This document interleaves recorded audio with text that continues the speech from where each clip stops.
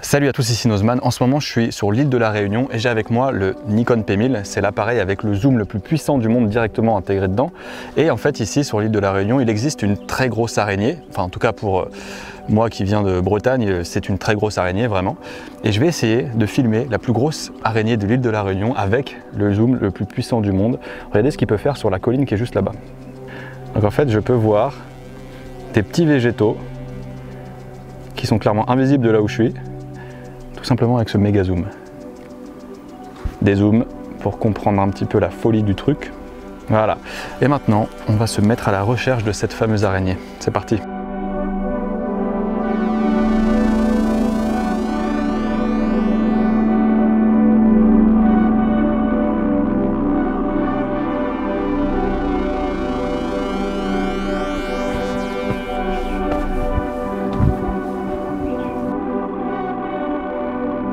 Ok, faisons un petit topo histoire de comprendre ce qui nous attend. L'île de la Réunion se situe dans l'océan Indien, à l'est de Madagascar, climat tropical, forêt humide et bien dense, bref, on est en droit de penser que de bonnes grosses araignées existent là-bas. Bah on va voir ça. Il y a pas mal d'espèces d'araignées recensées là-bas, des grosses, des moins grosses, on va pas faire la liste totale non plus, mais par exemple Heteropoda venatoria, appelée babouk et qui peut être assez grosse. Premier exemple, la bibe rouge également, et celle qui m'intéresse personnellement, la bibe, tout simplement.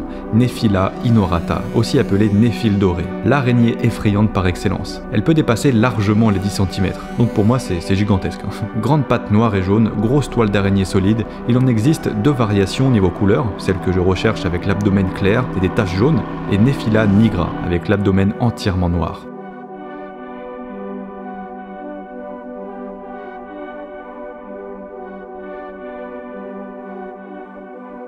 Les gens d'ici à la Réunion nous ont dit que pour voir potentiellement ces araignées, il fallait surtout venir ici en fait au cirque du Cilaos parce qu'il y a beaucoup plus de végétation et que les araignées justement elles aiment bien tisser leur toile dans des endroits comme ça qui sont un peu au soleil justement. Là on était un petit peu plus à l'ombre et on n'en a vu aucune. Là il n'y en a toujours pas, mais tout à l'heure en bas on en a vu de loin. Et en fait ici, c'est ça, c'est la ville Cilaos. Et c'est en fait entouré par des montagnes, ça forme un rond. C'est pour ça que ça s'appelle le cirque du Cilaos. Et en fait c'est une formation volcanique. Il peut y avoir différentes causes de formation. Ici, c'est à la suite d'une dépression volcanique. Donc c'est comme un genre de cratère qui peut se trouver soit au sommet d'un volcan ou sur son flanc. Ici, c'est sur le côté du Piton des Neiges.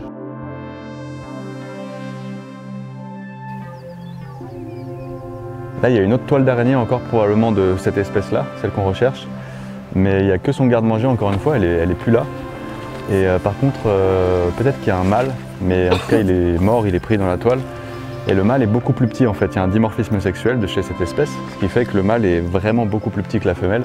Les femelles elles peuvent faire vraiment cette taille-là, et les mâles ils font 2-3 cm quoi. On va continuer à chercher. Là il y a une toile d'araignée, mais encore une fois il n'y a rien. Et en fait, c'est pas trop dur de les reconnaître généralement parce qu'elles font des toiles qui sont gigantesques avec de la soie bien robuste et tout.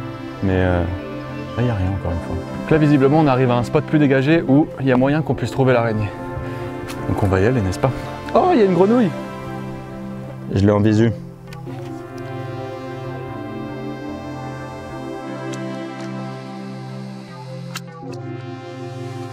Il y a une grenouille, mais pas d'araignée. Ah, c'est bizarre, elles sont discrètes, hein. Il n'y a vraiment pas d'araignées. C'est vrai que sur internet il y a écrit qu'on peut les trouver surtout sur les hauteurs, donc on va continuer à monter. Peut-être par là-bas, allez j'y crois.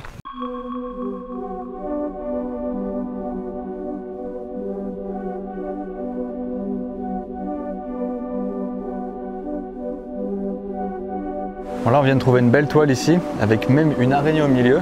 Elle est assez grosse mais c'est pas la bonne espèce, c'est pas l'espèce que je cherche. Elle doit faire cette taille environ, et ce que je recherche doit faire à peu près cette taille là. Donc c'est pas bon, mais c'est pas grave, peut-être qu'on se rapproche du but du coup. Je continue à chercher.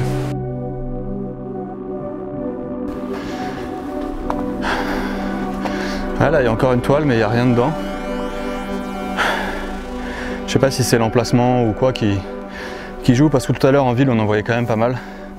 On va continuer de chercher, je pense que ça va le faire, malgré tout.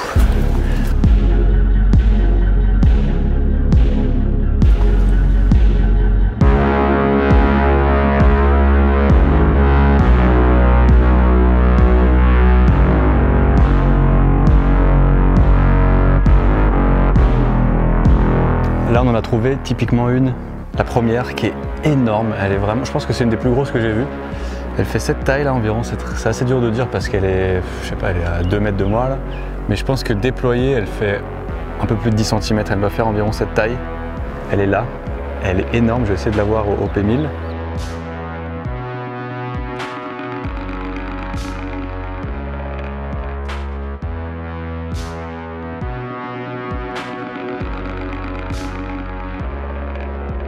On voit les couleurs jaunes de ses pattes et pour le coup elle est vraiment effrayante.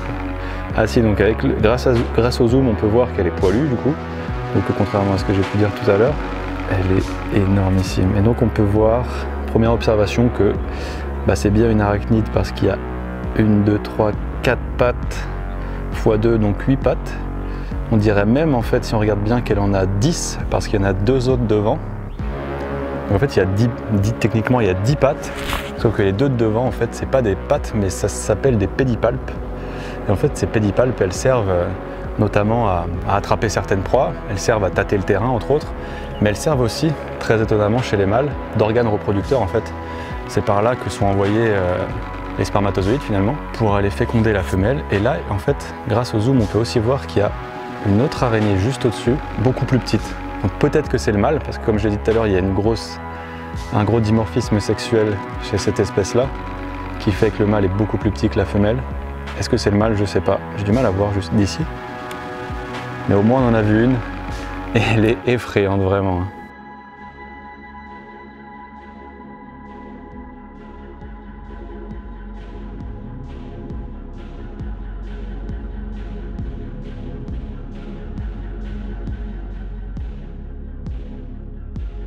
Et au niveau de toute la zone buccale, si je puis dire, là où il y a notamment les pédipalpes, ces autres appendices qui ressemblent à des pattes, il y a aussi les chélicères qui sont vraiment devant.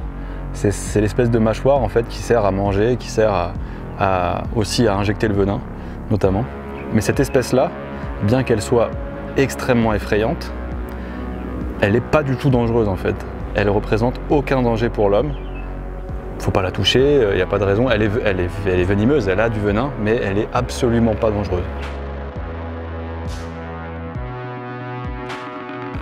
J'en ai même touché une fois dans le cadre d'une vidéo scientifique sur la désensibilisation de la phobie, de l'arachnophobie. Je suis pas arachnophobe, mais j'en ai touché une, tout en la laissant tranquille dans son environnement, etc.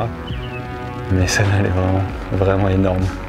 C'est génial d'avoir pu voir la plus grosse araignée de l'île de la Réunion, pour de vrai, avec un vrai beau spécimen. Je suis trop content. Le fait qu'elle arbore ce signe jaune et noir, c'est très certainement un signe pour montrer aux autres animaux, aux autres proies ou prédateurs qu'elle est potentiellement dangereuse, ou en tout cas qu'elle possède des armes pour se défendre, parce que souvent dans la nature, quand les animaux arborent ce genre de couleurs, comme les abeilles, les guêpes, les bourdons et tout, c'est pour signaler qu'ils ont le potentiel pour se défendre, un potentiel venimeux ou autre. C'est un signal qui s'appelle aposématique. C'est l'inverse du signal mimétique en fait, qui lui mime quelque chose pour faire comme s'il avait quelque chose pour se défendre, alors qu'en fait pas forcément. C'est le cas de certains papillons, comme par exemple il y a un papillon qui s'appelle la saisie. Et en fait ce papillon, quand on le voit, on jurerait voir en fait une guêpe, parce qu'il imite la guêpe dans sa façon de se déplacer, dans les motifs des ailes qu'il a, alors qu'en fait c'est totalement un papillon. Mais quand on le voit, même nous, humains, on peut se dire oh, dégage, alors qu'en fait c'est juste un papillon. Et ça, c'est un signal mimétique.